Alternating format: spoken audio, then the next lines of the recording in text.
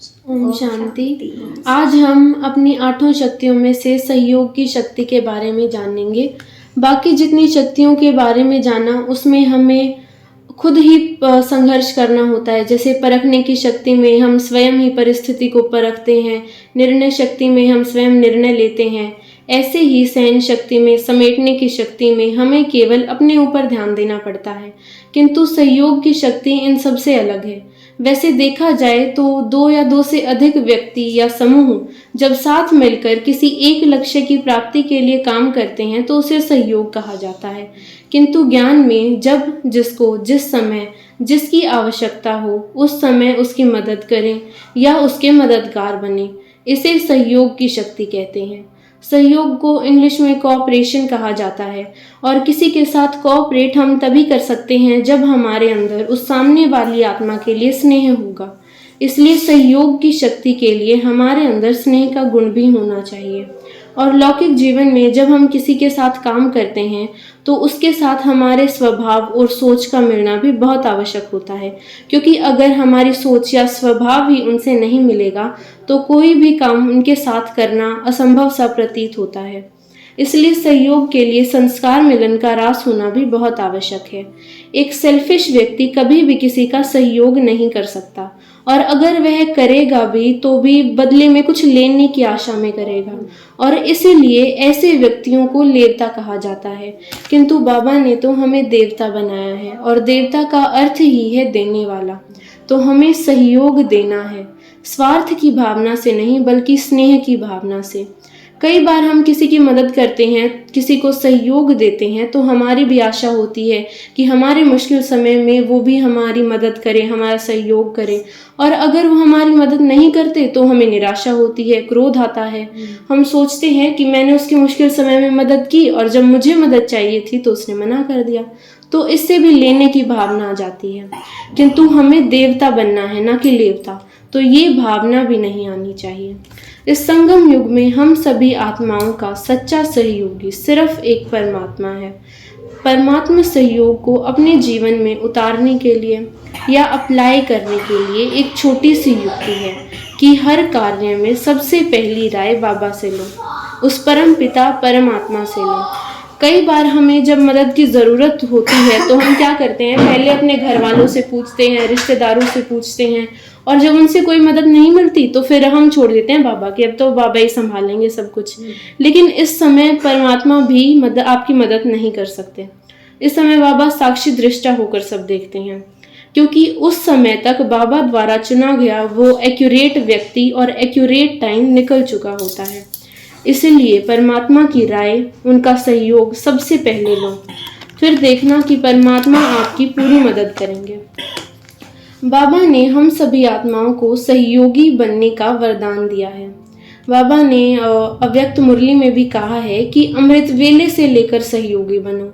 हमारी सारी दिनचर्या का लक्ष्य एक ही शब्द में है कि हमें सहयोग देना है, सहयोगी बनना है। अमृत वेले बाप से मिलन मनाकर बाप समान मास्टर बीज रूप बन, मास्टर विश्व कल्याणकारी बन। सभी आत्माओं को अपनी प्राप्त की हुई शक्तियों के द्वारा आत्मा की वृत्ति और वायुमंडल परिवर्तन करने के लिए ही सहयोगी बनो। बीज द्वारा सारे वृक्ष को रूहानी जल देने के सहयोगी बनो, जिससे सभी आत्मा रूपी पत्तों को प्राप्ति के पानी मिलने का अनुभव होगा। ऐसे अमृत वेले से लेकर जो भी सारे दिन में कार्य करते हो, उनका लक्ष्य सहयोग देने का ही हो। चाहे व्यवहार में कार्य करते हैं, उस समय हमें यह चेक करना है कि क्या हमने लौकिक व्यवहार में भी स्व प्रति व साथियों के प्रति शुभ भावना और शुभ कामना से वायुमंडल रूहानी बनाने का सहयोग दिया, या फिर ऐसे ही साधारण काम करके आ गए वापस। जिसका जैसा भी ऑक्यूपेशन है, जहाँ भी जाते हैं, अपने ऑक्यूपेशन प्रमाण कार्य जरूर करेंगे। जैसे अगर कोई टीचर है, उसका काम ही है पढ़ाना, तो वो पढ़ाएगा ही। तो फिर ऐसे ही बाबा ने हम सबका ऑक्यूपेशन बताया है सहयोगी बनने का। तो जहाँ भी जाएंगे अपना ऑक्यूपेशन तो फॉलो करना ही है। ऐसे ही हमें सहयोगी बनने का ऑक्यूपेशन भी फॉलो करना है, सबको सहयोग देना है। 1 सेकंड भी सहयोगी बनने के सिवा न हो। चाहे मनसा में सहयोगी बनो, चाहे वाचा से सहयोगी बनो, चाहे संबंध संपर्क के द्वारा सहयोगी बनो, चाहे स्थूल कर्म द्वारा सहयोगी बनो, लेकिन सहयोगी जरूर बनना है, क्योंकि हम सब दाता के बच्चे हैं और दाता के बच्चे सदा देते हैं। इसलिए तो हमें देवता कहा जाता है। हमें स्व परिवर्तन के लिए स्वयं के भी सहयोगी बनना है। अब स्वयं के सहयोगी कैसे बनेंगे? हमें साक्षी बन स्व के प्रति भी सदा शुभ चिंतन की वृत्ति और रूहानी वायुमंडल बनाना है। जब प्रकृति अपने वायुमंडल के प्रभाव में सभी का अनुभव करा सकती है, जैसे सर्दी गर्मी, प्रकृति अपना वायुमंडल पर प्रभाव डाल देती है, तो क्या ऐसे प्रकृति जीत सदा सहयोगी आत्माएं अपने रूहानी वायुमंडल का प्रभाव अनुभव नहीं करा सकती? सदा स्व प्रति और सर्व के प्रति सहयोग की शुभ भावना रखते हुए सहयोगी आत्मा बनो। वो ऐसा है, वो ऐसा करता है, यह नहीं सोचना है। कैसा भी एनवायरनमेंट है, कैसा भी व्यक्ति है, हमें सहयोग ही देना है, हमें प्रेम की भावना ही रखनी है। अगर सारे ब्राह्मण आत्माएं सहयोगी बन जाएं, तो सभी सहजयोगी खुद ब खुद ही बन जाएंगी, क्योंकि सभी आत्माओं को सहज योग करने से कमजोर को भी शक्तिशाली बना देते हैं, और कमजोरी समाप्त हो जाने से सहज योग तो खुद ब खुद ही आ जाएगा। कोई भी प्रकार की कमजोरी, मुश्किल व मेहनत का अनुभव तो कराती ही है, और यदि हम शक्तिशाली हैं तो सब सहज है। तो क्या करना पड़े? सदा चाहे तन से, मन से, धन से, वंशा से, वाणी से या कर्म से सहयोगी बनना है। अगर आप तन से, शरीर से स्वस्थ हैं तो फिर तन से सहयोग करेंगे, धन से संपन्न हैं तो फिर धन से सहयोग करेंगे, और नहीं तो मनसा से सहयोग करेंगे, वाणी से सहयोग करेंगे। संबंध जुड़वाने या संपर्क रखाने के सहयोगी बनो। अपने सर्व प्राप्तियों के अनुभव सुनाने के सहयोगी बनो। और यदि आप हर्षित मुख हैं तो अपनी हर्षित रहने वाली सूरत से किसी के सहयोगी बनो। अपने गुणों के दान के द्वारा सहयोगी बनो। तो फिर बाबा कहते हैं कि जो भी एक विशेषता हो उसी विशेषता को कार्य में लगाओ, अर्थात उसी विशेषता से सहयोग करो। अब कई लोग कहते हैं कि हमें तो कोई विशेषता ही नहीं है, तो फिर हम किस चीज़ से सहयोग करें? लेकिन बाबा कहते हैं कि ऐसा तो हो ही नहीं सकता। अगर उन्होंने आपको चुना है, आप ब्राह्मण बने हो, तो ये भी एक बहुत बड़ी विशेषता है। बाप को जानने की बड़ी विशेषता है, इसलिए अपनी विशेषता द्वारा सदा सहयोगी बने। एक स्लोगन है, हिम्मते बच्चे मददे बाप। जहाँ हिम्मत है वहाँ उल्लास भी है। ऐसे सदा हिम्मत उल्लास में रहने वाले बच्चे एक रस स्थिति द्वारा नंबर 1 ले लेते हैं।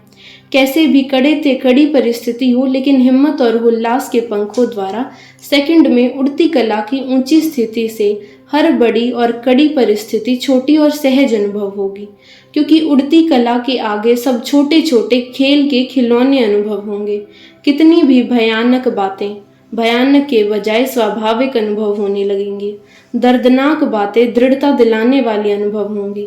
कितनी भी दुखमय नज़ारे बजते रहेंगे, इसलिए खुशी के नगाड़े दुख के नज़ारों का प्रभाव नहीं डालेंगे, और ही शांति और शक्ति से औरों के दुख दर्द की अग्नि को शीतल जल के सदृश सर्व के प्रति सहयोगी बनेंगे। ऐसे समय पर तड़पती हुई आत्माओं को सहयोग की आवश्यकता होती है, इसलिए सहयोग द्वारा ही श्रेष्ठ योग का अनुभव करेंगे। सभी आपके इस सच्चे सहयोग से ही सच्चे योगी, सभी आपके इसी सच्चे सहयोग से सच्चे योगी मानेंगे। तो सहयोग के कारण हमें एक और टाइटल, एक और विशेषता की प्राप्ति होती है, जो है सच्चे योगी की।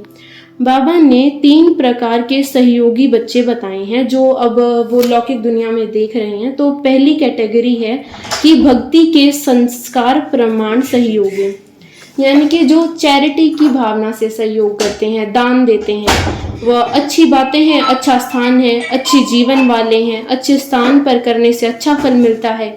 इसी आधार पर, इसी आकर्षण से सहयोगी बनना, अर्थात थोड़ा बहुत तन मन धन लगाने वाले।